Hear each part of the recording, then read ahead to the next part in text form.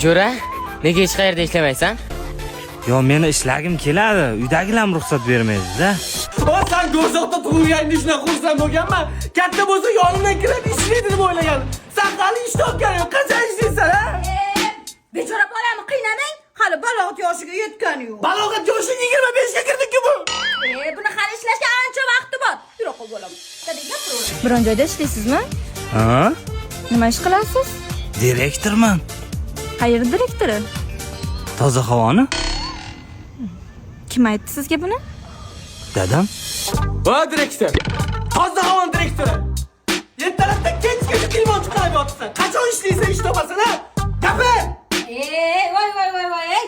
Namcha bola bechorani qiynaysiz? Hali balog'at yoshiga yetmagan bo'lsa. Balog'at yoshingga solib. Ha, qayoqqa olib talanib? Tug'ilgan kunga? Tug'ilgan kunga? Ha, yaxshi borur. Alo. Pul bermaysizmi, pul? Pul?